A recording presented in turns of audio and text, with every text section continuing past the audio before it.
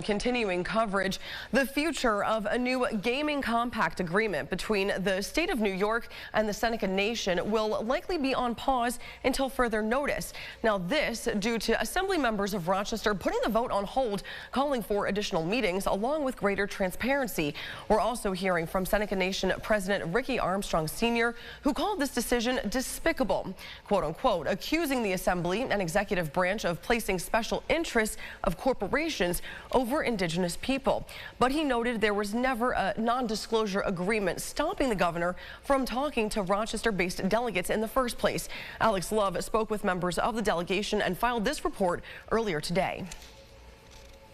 Since the current gaming compact agreement between the Senecas and New York State doesn't expire until December, Assembly members of Rochester believe they made the right decision, pausing a vote on what's been drawn up.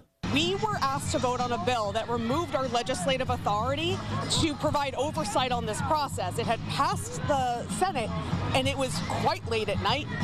So we had to take the time to make sure we understood what was happening before we just gave away that oversight. We talked to our leader, Despicable Carl Heastie, on Friday and asked him to hold the bill and not bring it to the floor for a vote. We've heard from him as of yesterday that said we would not be voting on it this week when we return back on Tuesday and Wednesday.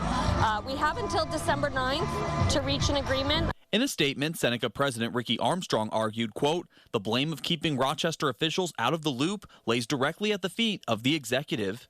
The executive and nation never entered into a non-disclosure agreement, end quote.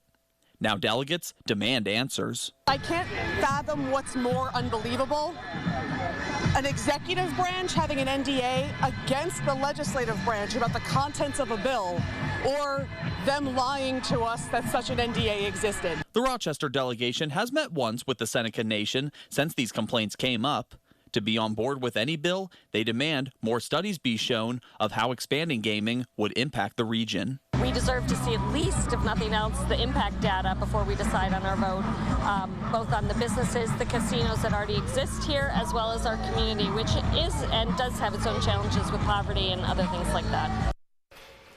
Once again, that was Alex Love reporting there. Seneca Nation President Ricky Armstrong also stated over the past 20 years, the gaming facilities have generated more than $2 billion for the state and more than $500 million for local governments. And this decision jeopardizes the well-being of their entire nation. Again, that was Alex Love reporting. And to read the full statement from the Seneca Nation president and other local delegates on the potential plan for a casino around Monroe County, you can visit this article over at rochesterfirst.com.